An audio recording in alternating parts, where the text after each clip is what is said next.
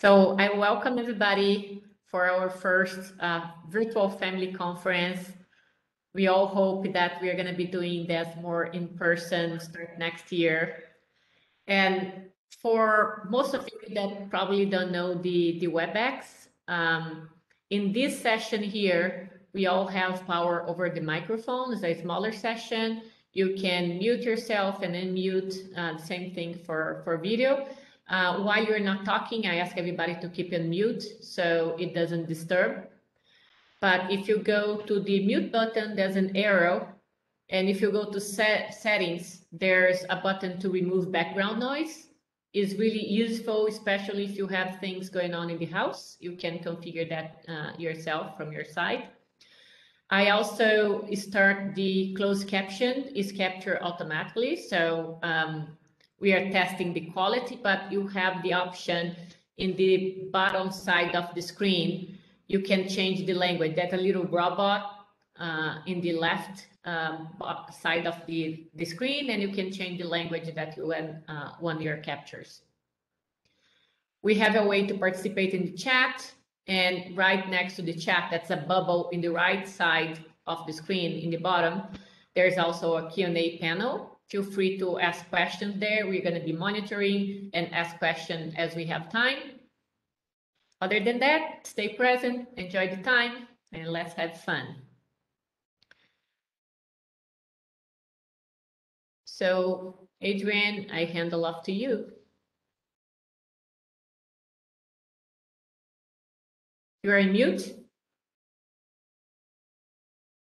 Sorry. I'm going to introduce our first speaker today. We have Nancy George-Nichols. She is one of our own for Ronan Wencoop. She's his grandmother. And so she is a child and adolescent behavioral support, helping with parenting and loving your challenging child. If you can scroll up a little bit, Anna, I can't see the bottom of the slide. Yep.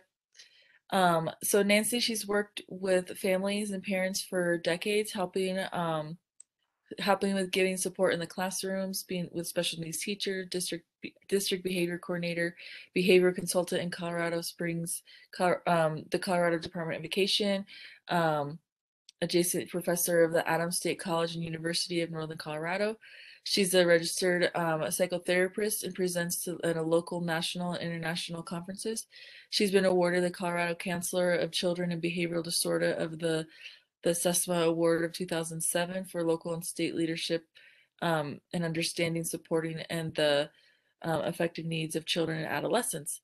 So I'll pass the mic to her, and I'm excited to hear what she has to say. Thank you. Thank you. That sounded like a long introduction. I might just rather go as grandma, please. So we've sent a note catcher to you, a note catcher for the intentional parent. And it has lots of blanks on it, and I'll explain why in just a minute.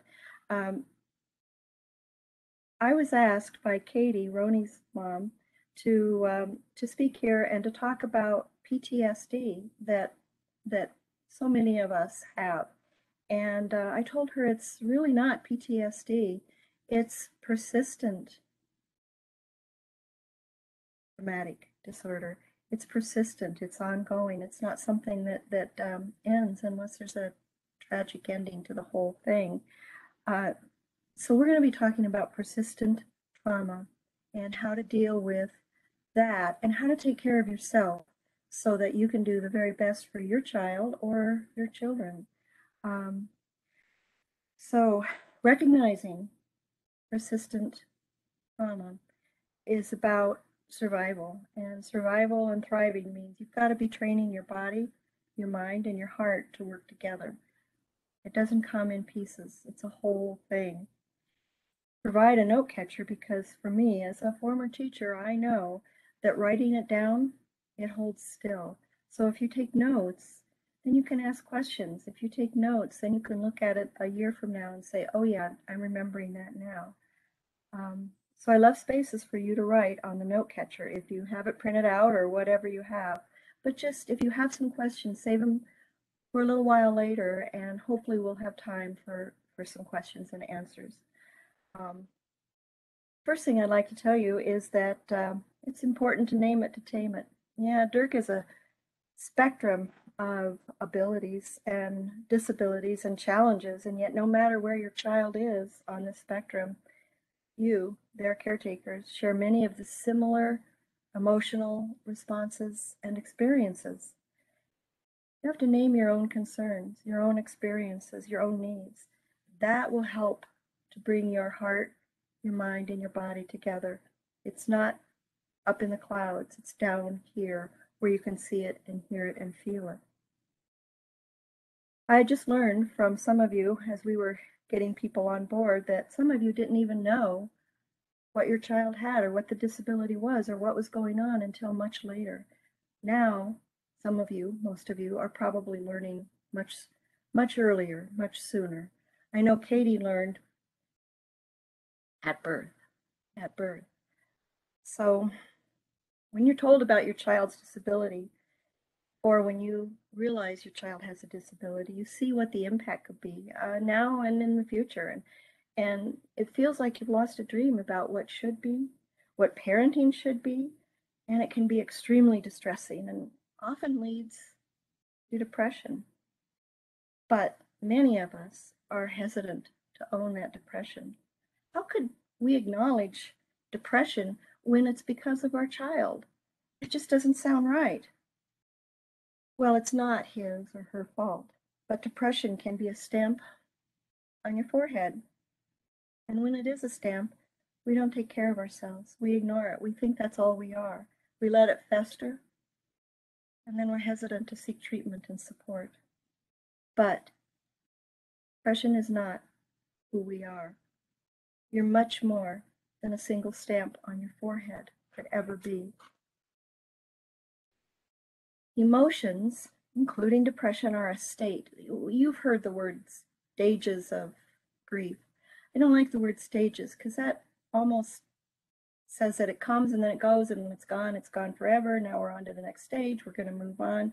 That's not how it comes and goes. It's a state. The state is very flexible. Sometimes you're very anxious and sometimes you're very depressed. Sometimes you're very angry and then sometimes you're very okay. It's a state. State indicates something that you pass through and go on to the next state. Excuse me, a stage is something that you have and you go on and then you don't revisit. But a state is what you have when you have ongoing persistent trauma. It skips through different states. Describing and naming and understanding these different states of what you're feeling and why is a major step being more in control. When you name it, you begin to tame it. Realizing this too shall pass as the next state comes. State, not a stage. And not a label of who you are, but a state or a feeling. I love, with children and parents, to remind them that saying I am depressed, I am sad, I am happy, that's not a really good way to reflect what you're feeling. I like to put the word feel in there because it means then if I say, I feel angry right now, I feel sad, I feel scared, that says it, I won't feel that way forever. I am not angry. I feel angry. When you begin to say it that way, you begin to realize that whatever you're feeling is passing. It'll pass. You don't let it control you. You realize that it too shall pass. An important thing is to remember and to understand where your emotions come from. Our thoughts come first. That's how the brain works. The thought comes first. The thought tells us what to feel. And you know what that feeling does? It tells us what to do. My thought is that I'm very scared. I'm scared because my child might have a seizure and I'm not going to be there fast enough. You just can go on and on with the different thoughts and it makes you feel so anxious. And then you know what happens when you feel really anxious? You begin to do things that are probably not as rational as they need to be to take care of your child. So realize that if you're going to be controlling your actions, your behaviors, your feelings, you got to start working on your thoughts, first of all. That's what helps us survive, and it helps us balance. The balanced life is to be better at watching our thoughts. I call it fact-checking our thoughts. And by the way, you can share that with kids too. Kids that can understand the language and listen to your words. While understanding our states of grief and trauma will help us balance our self-doubt with confidence, to know how much we are not alone. So here's the different states of emotion that we go through. Yes, driven by our thoughts. Yes, driven by our thoughts. Anxiety and fear is very common and can be pretty persistent. It's bewilderment. It's for your anxiety for your child, but for your life, for your other children, and the what ifs that are so persistent. But anxiety and fear don't last forever. Sometimes comes anger, and this is not in any order. It goes back and forth to each and every one of them. Anger at myself, anger at others, anger at the situation, anger at the world. Yeah, it's fair to be angry. Do some fact checking. See where you really are with that. Guilt. How many of us blame ourselves for what we're having to do, what we're facing? Depression, heartbreak, hopelessness, a sense that it'll never change. I know for some of you who have children who are on one end of the spectrum, this doesn't fit as well as for those of you that have children on the other end of the spectrum. I'm talking primarily about people I know who are on that end of the spectrum that's pretty severe. But if what works for those who need it the most works, then it'll work for people that are not quite at that level of development or concern. So you've got your anger, your anxiety, your guilt, your depression, all common human things. But one we don't acknowledge very often is acceptance. Acceptance means moving forward, learning from each state. Yes, learning from each state, each experience. And the light returns, the turning of a corner. It's a breath of air that comes and it goes. Accepting the legitimacy of our feelings will allow us to develop and use skills to control what we can and to accept what we can't control. We can develop plans based on flexibility, and you're going to learn flexibility is my favorite word. You want to have plans based on flexibility and not reaction. Developing the skills to control what you can and accept what you cannot control includes self-care.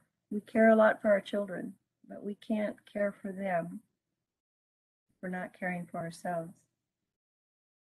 Self-care, working with our spouses and other supporters, continually developing skills to parent your child with special needs and your other children. Can't always control when the next trauma comes, but you can have a plan to do what you need to do to manage trauma, the tantrum, the seizure, whatever it is. But when you get stuck in an emotion, a state of being that you don't want to be in, rely on the skills you have and develop more as you learn to be flexible and to move from one state to another. Survival is a skill that's defined by goals, and steps to each goal. But what underlies steps is flexibility, being able to adapt and change as the need demands. Now, we're going to focus on those skills. I have several sections.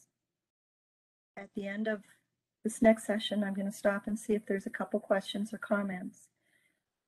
I want to get through the next 2 sections, but if we don't have time for the last couple sections, that's okay because, well, you have your note catcher and I can send more comments via email to you with some more information if we don't get there. So the first one for skill development is caring for you, the caretaker, your mind, your heart, your body. The most important relationship you will ever have is with yourself. Parenting child with special needs means the caretaker has special needs too. You are a special needs parent. Finding support. The people in this conference, Katie, you know Katie. Katie cherishes what she knows, what she shares, and what she learns from you. The people at this conference are your best resources because they understand. They know what you're dealing with, and they have made plenty of mistakes and have had plenty of successes. Something else. Therapy. Therapy can be a lifesaver. It can reground our emotions, stabilize our footing so we can move forward. You live in one of the higher stress environments than most families could ever imagine. So therapy would be legitimate. Therapy could be helpful. Don't be afraid of it. Don't be afraid of admitting that you could use some help. Next, learn, use, and modify the skills and approaches from each other, your child's teachers, aides, nurses, specialists. My favorite people to learn from and to rely on are the special needs aides in schools. They know your kids the most because they're with them the most. If you have a child who's at that end of the spectrum. But keep in mind that they have a lot to learn from you and from your child. No one, not even teachers or doctors or professionals, have all the answers in a pocket. We learn and we develop answers as we go along.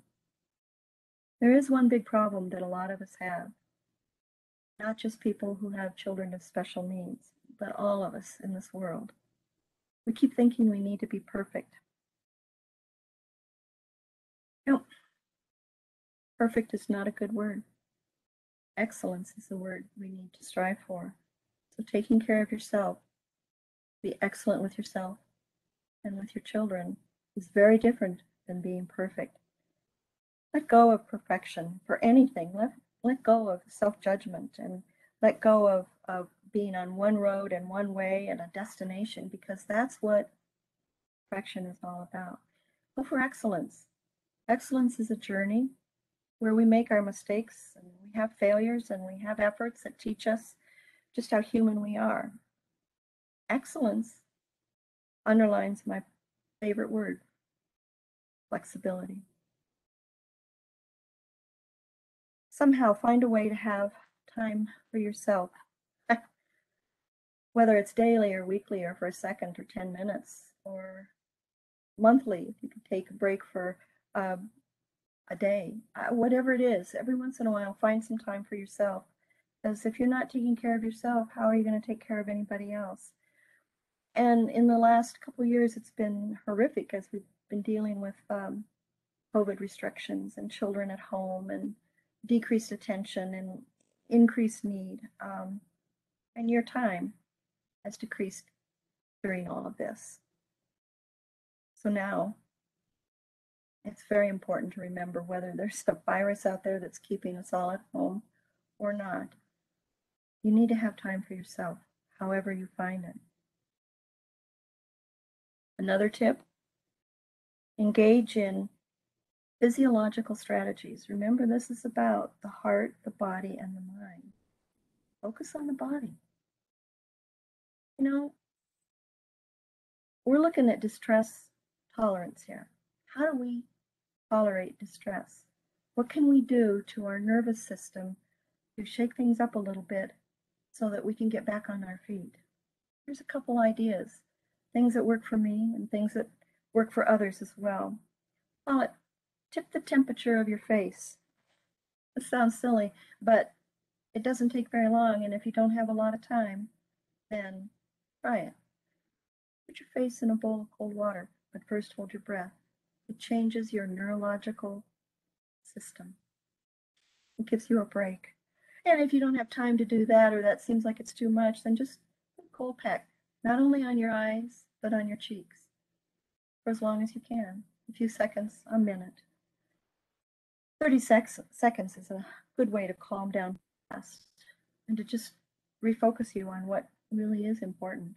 I have a friend, actually, paraprofessional, that taught me so much while I was an educator in a school system.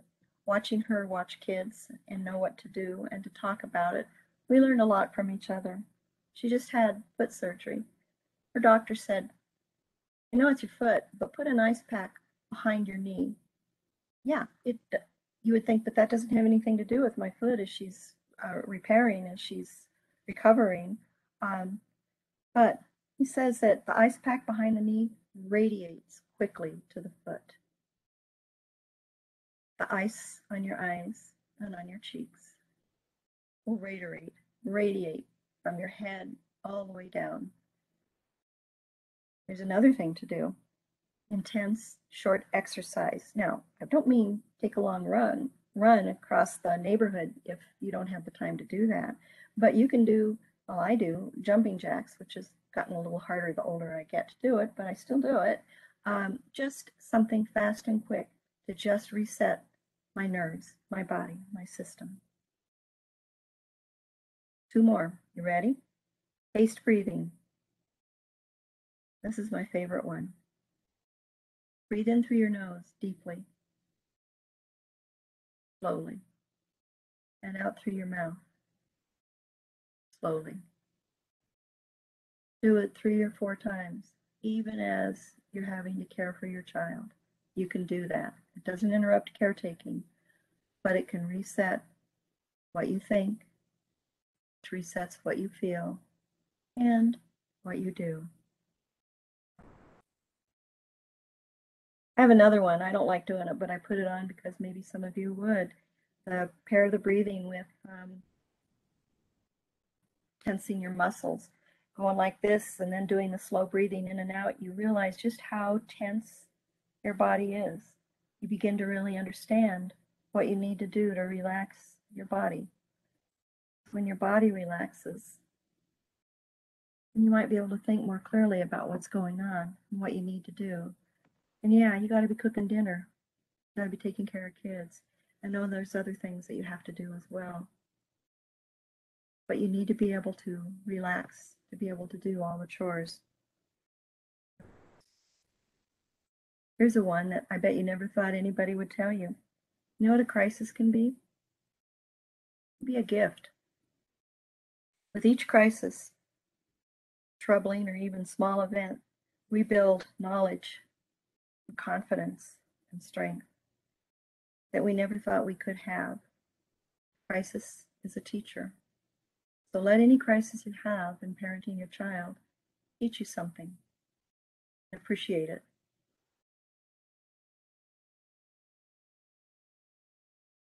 Always know and remember that today is not going to be like yesterday, and yesterday won't be like tomorrow. Expect the unexpected when you're parenting a child with special needs. Okay. Go the envy of what others have and be grateful for what you have inside your own home. I always told kids who got upset because something wasn't fair on the playground or in a game or whatever it was. I always told them, you know what fair is about? Fair is about the weather, not about what happens to you. It's the same thing for us as adults. Fair is about the weather, not about our lives. There's no need for envy. You have a lot of gifts in your own home, and you have a lot to offer others because of those gifts. The last thing I have to say about caretaking, just remember that it's not just your child who is unique. You too are unique. What could teach anyone more than being a parent of a child with special needs. Be grateful for every stride your child makes. Every little thing matters and counts. You are making a difference in your child's and all of your family's needs. That's what you do. Does anybody have any questions or comments? Or would you like to just move on to partners in parenting?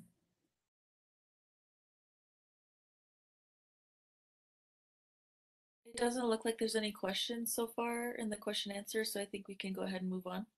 Very good. A big part of taking care of yourself is working with your partner. And that's not always easy, is it?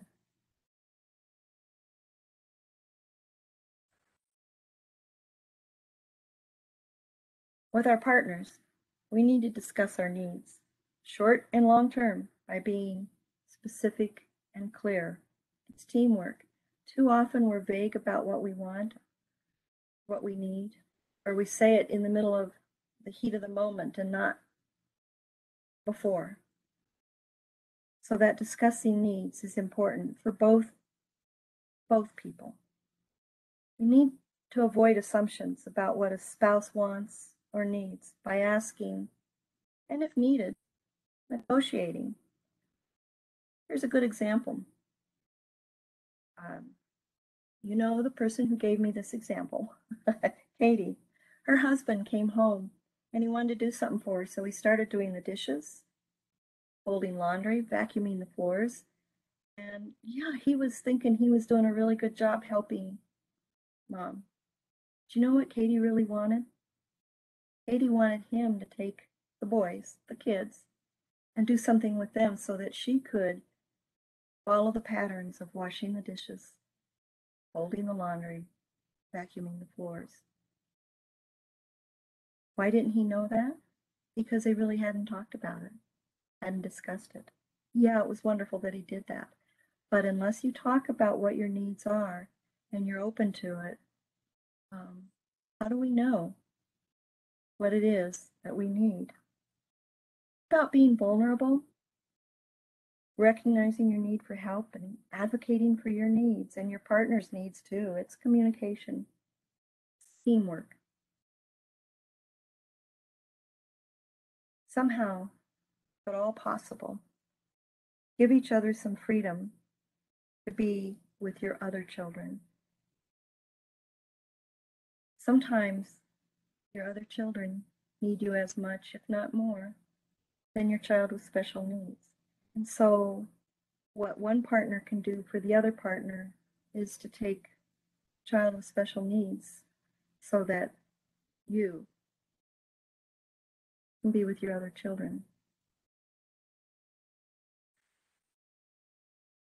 One of the things we don't do very often, and I've been married for 40 something years, 43, maybe 44. Gee, you lose track after a while, trust me. But anyway, saying thank you for every opportunity you have, acknowledging what your partner is doing. I don't want to say this is manipulation, but it encourages even more. It's not manipulation. It's just being grateful, and your gratitude will give you some more of what you need. But do remember that maybe for both of you, if not just for one of you, therapy, professional support, parent groups, research can offer you a toolbox of skills, just like this conference can, and your friends in this conference.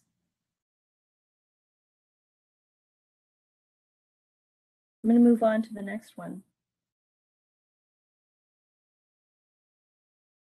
Be able to take care of yourself. You gotta have some skills for taking care of your child with special needs, and you more than anyone can give each other the skills that you've learned over the years for dealing with your child. Children who need us the most ask for help in the most difficult ways. Patterns for children and for adults. Patterns and schedules can be very comforting, very reassuring. Patterns don't always fit, though. Patterns get disrupted. But going back to those patterns after they've been disrupted can be very comforting to a child as well as to an adult. So your strongest skill is patience. Patience with patterns being disrupted. Do you know what your second strongest skill is? I've said the word. You know what I'm going to say. Flexibility. Patterns, patience, and flexibility are keys for parenting a child with special needs. Be very careful to continue to observe your child. Many of you now, I've learned, of adults, not children, but they're still your children. Observe carefully any changes in need, in behaviors, in growth. It's important to be aware because things change. Sometimes they can change rapidly. And what does that change indicate? Does it indicate a success, or does it indicate a need for more assistance? So just be aware and be sure to talk about it with your spouse. Together, you're the observers of your child. Seek as much information and guidance and coordination from skilled and professional providers.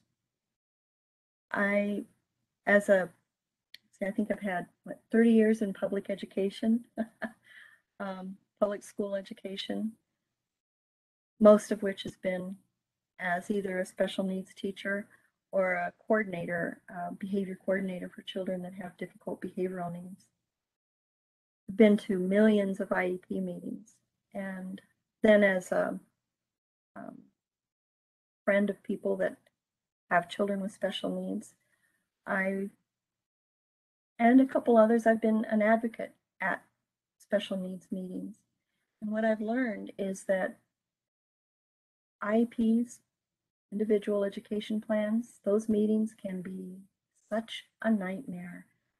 They're complicated, they're lengthy, everybody speaks probably a little bit like I am, fast and all of this, and you just can't hold on to one thing or the other. It's really good to have someone next to you that can look at who's running that IEP meeting or just made that comment and say, just a minute, Katie, did you understand what she just said, or do you have some questions? Because Katie's sitting there trying to process it all and they're moving on. But if there's someone there to say, let's slow it down just a little bit and see if Katie understands what you're saying or has any questions. It's good to have someone there, not an advocate that is going to be a grandma and interrupt all the time and say, wait a minute, I can't believe you're doing that. No, we're not looking for someone who's going to agitate. We're looking for someone who's going to slow it down and make sure that parents are understanding what's going on. Because remember, learning from people who teach your child is a very important thing to do. The other thing, those teachers, those specialists, they need to learn from you. And to do that, they're on a timeline and they're talking fast and their assessments were long and da da da da da. What do you want to do? You want them to hear what you know about your child. And so it's okay to interrupt. It's okay to say, excuse me, I need to tell you something right now. Well, however you do it, be sure that that meeting is about you and not about paperwork.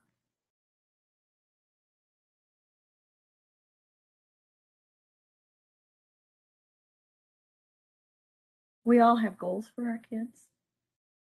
Sometimes what's more important than a goal is effort. Measure the effort your child is making. Measure the effort you are doing. Measure those small little things that happen.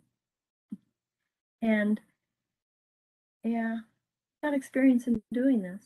Write down a couple things that you're happy about, that you're grateful for. Because maybe tomorrow you need to be reminded that, oh yeah, yesterday he did this. Yeah, last month he did this. And now look what she's doing. So sometimes when you write it down, Still. Here's one that a lot of people go, what? That it's research-based. For every corrective you give your child. You know what a corrective is? No. Put it there, not there. Whatever the corrective is, for every corrective you give your child needs multiple praises for what he or she has done. Yeah. For a typical child, it's a 5 to 1. One corrective, 5 acknowledgments. Now, that doesn't mean 5 pieces of candy or 5 hugs or 5, oh, you're the best in the world. It could mean a wink. It could mean a smile. It could mean a pat on the back. For a special needs child, it can be 20 to 1. A corrective and lots of acknowledgement of what they did do. Kids remember the phrases, the acknowledgements, the facial expressions of phrases even more than the correctives. It's hard to believe, but it's true. And it helps kids develop, helps them understand that they're on the right path and they can do some good things. Next one, adjust and improvise when needed. What you thought might happen is not going to be happening, so you can adjust and improvise. Yeah, we were on the way to the park, but something came up and we're not going to be doing that. Got to improvise. So maybe the park just means the driveway for now. You can have some fun there too. Yeah, whatever it is, improvise and let the kid know, let your child know. Improvising, changing plans, being flexible is the best thing you can do to be happy. To feel happy, okay? Here's something that Katie taught me. She's taught me a lot. This one is a very specific. Have a plan, a safe plan for all of your family. Well, let me restate that. Have a safe plan for your child, but all your family knows about the safe plan, including your other children.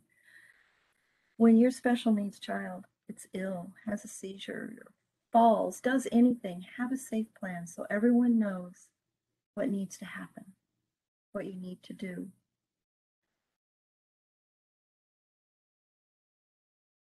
Ronnie had a seizure, and his brother and cousin, my other grandchild, were in the home when this happened. They observed the seizure, and then the fire department and the sirens, and the mostly men coming into the house and doing things for Ronnie to help and to get things ready to go. And they were terrified and yet reassured because Katie had a plan. And so did the fire department. Each boy had a firefighter come and sit down and talk to them or bend on their knees, I believe it was. Because one of the boys was behind a rocking chair, if I remember right, and talked about him, about it's going to be okay. We've got some things we're going to be doing. We're going to take him to the hospital. And then after everything is settled, then he'll be coming home. Your mommy's going to come with us. And I think it's your grandma who's going to be coming and being with you while that happens. Have a plan. Let the kids know what the plan is when you need it the most. See, survival is about a long-term goal with many short steps, flexibility as needed. And those small successes, they feed us hope, they feed us pride, they feed us happiness. Now, the last one I want to talk about is parenting your other children. But before I go on to that, I'd really like to stop and see if you have any questions or comments that you'd like to share with the others about your experiences or something you know that might be helpful in taking care of yourself.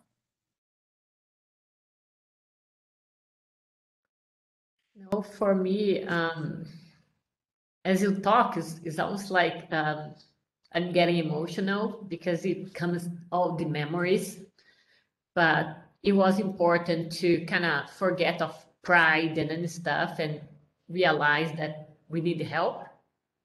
When Luna was young and she spent a week in the hospital was when I had to call my doctor, say like, I need help. Like I need some depression medicine, I need therapy, but because is I think the first time is to accept that. And I would say I was blessed that it didn't take me that long. And when you say like have therapy, talk to someone, I I really resonate that helps me a lot. And I think all of us should have therapy one time or the other, to really like go through it. And we are all humans and help is awesome. Therapy is not about a fault or a default. Therapy is about just seeking someone who can listen and who can help and who can guide that thought process so that you can be more in control of not only what you do, but what you feel. I agree, Anna, that I feel like it's let me turn my camera back on. It's also emotional for me listening to her talk because I feel like I can relate to a lot of the things that she has mentioned. But one thing I thought that I like that I haven't always thought of is how you mentioned kind of reaffirming our children's behavior, that it's easy to remember and think, oh, well, they can't do this, they're not potty trained, and they're not that, and they are doing this and that, but then to not remember their small successes. And so I think I'm going to take your advice about, writing things down that Emily has done, that even though it may not be something that a typical child may do, but it's something that she can do. And that's what is important, is just remembering who she is, things she's doing. So I found that to be really helpful. And I'm a lot along. I am trying not to be emotional talking. But I agree. I'm very similar to you, Anna, and what you expressed also. But there's also no other questions in the question section, so if anybody else needs to say anything, or we can move on. Both of you have expressed probably what most of the other people watching this have felt, and I appreciate that. That's another example of naming it to tame it. You're understanding it and remembering it and can move forward. So thank you for your comments. It means a lot. Something that we don't think of as often as we should is, okay, so now we've talked about grief and emotions and therapy, and we've talked about working with our partner, and we've talked about parenting our kid with special needs. Oh, you know the thing we need to talk about now? Parenting those other kids. Now, I realize that some of you have children who are either adults or close to being adults, so you could probably have a lot of advice for the rest of us. I'm going to go ahead and talk about the other children that are still at home, who still need your support and your parenting. Saying this, I know this is not an easy thing to do, but it's a critical thing to do. Somehow you have to establish some availability for your other children. They need you as well. They need you as much as you need them. They need you as much as your special needs child, your child with special needs you. There's got to be some availability for them, however you do it, whatever you do it, whether they, oh, I could go through 1,000 ways, but none of them would fit for some of you, and some of them might fit for others of you, but you have best way of figuring out when can you give your child the attention he or she needs without the interruptions, without the focus on the other child. When can it just be about you guys? Your child, sibling of someone with special needs, will remember growing up with a child with special needs, a brother or a sister with special needs, forever. You'll want them to love and nourish this child and be grateful for all you've done, all your partner has done, and all they did for your special needs child. So help them know what they can do. Play with, to support your child with special needs. And be sure, as they're doing that or anything else that they do that you approve of, that you are happy about, be sure they're showered with love, attention, and reinforcement whenever possible. They need your attention. And it's fair for them to feel like you pay more attention to that one instead of to me. Talk about it. Talk about it. Explain why their sibling with special needs you as much as they do. What does it mean? And you can do it without blaming the sibling for acting or being the way he or she is.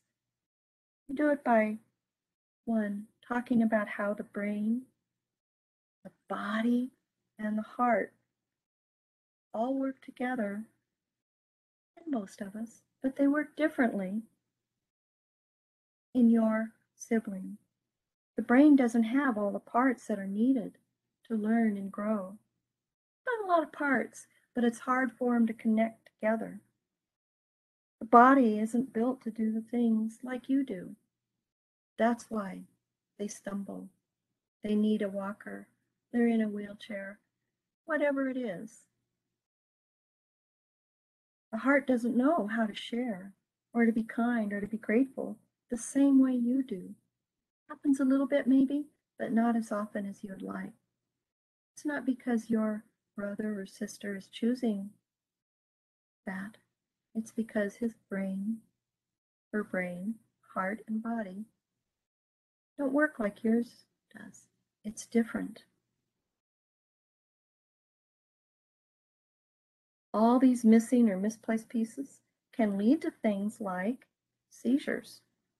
Or you probably have another relevant example. And because of that, we need to know what to do when that happens. We also need to, as a family, be sure that when we're outside, that we're all making sure that your brother or your sister isn't out on the street, doesn't fall down the stairs, doesn't eat something that's not appropriate. We're all there for them. And how much do you, mom and dad, love that sibling for helping to take care of a child who needs a sibling more than anybody? Sure, this is why mom and dad and others have to spend so much time with your sibling. I know it feels like we spend a lot of time with your sibling. We do, we have to make sure he's safe and that he's learning. But that doesn't mean that we are not there for you. You have to talk about that, because when you name it to tame it, you name it to tame it with your child. Be honest and clear with your kiddos about what's going on and what their role is in helping. And be sure to be grateful. Verbally, body language, whatever it is, let them know how grateful you are that they are such a good brother and sister most of the time. Speaking of communicating with them, our words are about 10% of our communication. Yeah. And about 55%, if I remember right, of our communication is our body language. Kids, particularly, read body language a lot more deeply and frequently than they hear words. You know where the rest of the communication comes from, the 35%? You think that all adds up to 100? It's how you say it. Not what you say, it's how you say it. So be conscious and aware of your body language and how you say things when you're either correcting or encouraging or praising your children. They'll feel that in both, well, in all, the brain, the heart, and the body. It's not just words. I used to say, I'm not paid by the number of words I use when I was a teacher. So ensure your other children know what that safe plan is for them. We've talked about that. Some of your other children may have some special needs or some different needs or some typical needs themselves. Have a safe plan for when your other child has a tantrum or falls off a bike. Have it in your mind, whatever it is. Be sure that you know how to continue to make sure that your child with special needs is okay while you're managing the issue with your other child.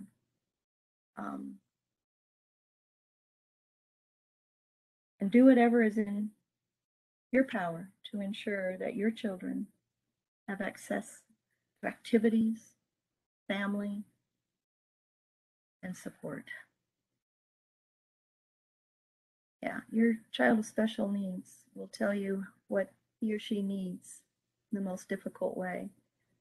But the siblings of a child with special needs often won't tell you what they need, or they may tell you what they need in a difficult way. Be sure you have the opportunity to have them share with you what their needs are, what their concerns are. And for them, unless they have some special needs themselves, which they do because you do, but let's go on with every time you give them a corrective, remember 5 positives: body language, tone of voice, and words. It matters. Your other kids will grow up being amazing people who understand the world better than all of those kids that are being raised in those perfect families. Oh, there are no perfect families. People present themselves that way, but nobody's perfect. Hopefully, most of us are excellent. That's all I have to say. We're close. We have a few more minutes. Any more comments or questions? Yes, I wrote a question in my, hold on one second, in the question answer section that I thought might be good for not just me, but for other people. So that's why I put it in the question section. Thank you. And that is, I know that we talked a lot about kind of caring for the parent and seeking counseling and doing activities to help us breathe, to kind of cope. But do you recommend any of these type things for their siblings, other children, or other family members of children with special needs? I call that an excellent question. I migrated from being a teacher to being a therapist, and I have practice sessions where I'm doing that with my clients, kids, but then I bring their parents in and do it with them too, so that they can do it with their kids. Absolutely. And more schools are gravitating towards doing things like that within their schools, just those kind of meditative kind of stance, those relaxation periods. Not all schools, and not in, but no, if they grow up doing that, they'll do that as grown-ups too. Start young. Excellent question. Thank you. I have something that I can share regarding to that. I have to learn a lot about like parent with like the siblings, and we did start therapy with my older boy, Luna's brother, because we start noticing that he was acting up a lot, and talking to him, we realized that we are always doing things with Luna, right? Therapy, physical therapy, occupational therapy, and not only the help of the therapy itself, but he got so happy when he had his own therapy, because he never saw therapy as a problem, but like time that was his time. So we had a really positive experience doing therapy for Luca too. Good to know.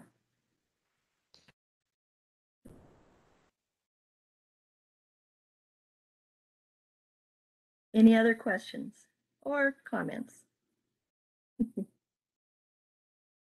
Yeah, I actually do have a question for like the sibling stuff. So my boys are older. They're 13 and 12. So they're kind of hitting the age where they're like starting to like girls, and they're shifting from games to friends and social and stuff. Yeah. So I had been kind of joking about like, oh well, if you could pick a girl from a movie, who would your girlfriend be? Like just creating dumb conversation with them just to like engage them. Yeah. But I was making comments like, well, you guys remember, you guys are probably going to be taking care of Emily when she's older, or you guys are going to have to make sure she's safe. So you need to tell your girlfriends that it's a 2-for-1 deal, that they have to love your sister and take your sister too. And so then my husband had made a comment. He's like, you don't think that that's kind of like unfair to put that on them so young, and to make them think that their life is going to now revolve around Emily as adults and stuff?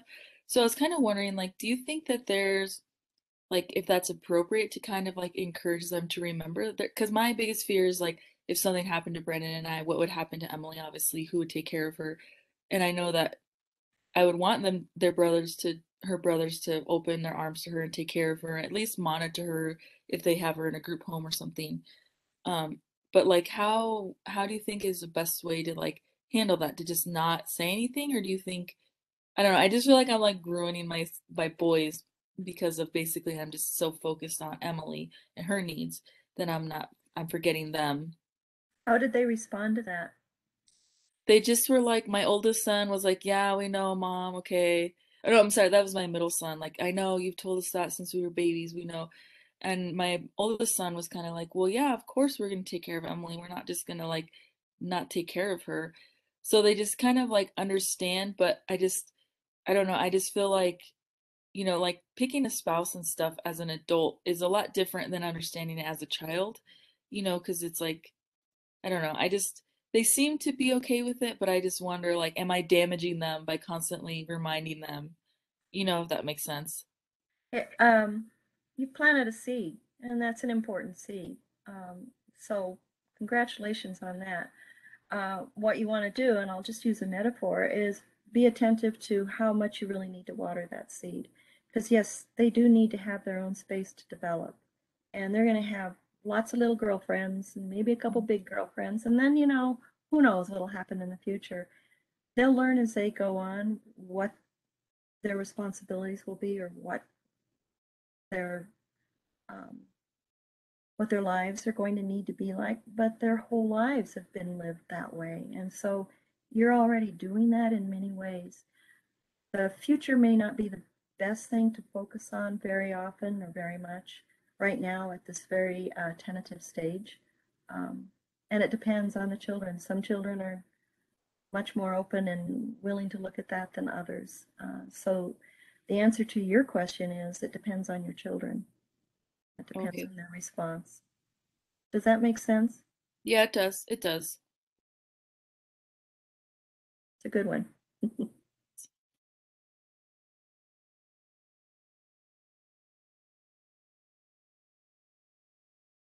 So I think if there's anybody else that has any questions or comments, again, Nancy had sent out the note catcher. So if there's anything that someone didn't think of, we can contact her through there, or you can send a message through Anna, Amy, or myself, and we can relay it to her. And I'm sure Nancy would be, available to answer any questions that way. But I think if that's it, if nobody has any questions or comments or anything, then I think we can end our morning and get some breakfast, and then hopefully we'll see you guys at the 10 o'clock or 12 o'clock Eastern time. Different time zone. It's different throughout the US and the world. We know we have someone from France with us today, or no, Spain. Um, so yeah, we'll look forward to seeing you guys. And then Nancy will be with us later on today for Western time zone for the Western Conference. So I think if that's it, then I think it's okay for us to say thank you to Nancy and appreciate your time and your effort and your attentiveness to our group. And we'll. I have just one reminder that the next session, the link to join the conference is not this link. So when you register, you receive a link over email. So that's the link to join. And I hope to see everybody shortly. And Nancy, thank you so much. Yes, I loved the session. I did too. Thank you. It was an Thank you honor. very much indeed. Thank you. Yes. Take care, guys. Thanks. Thank you. We'll see you later. Thanks, Nancy. Bye now.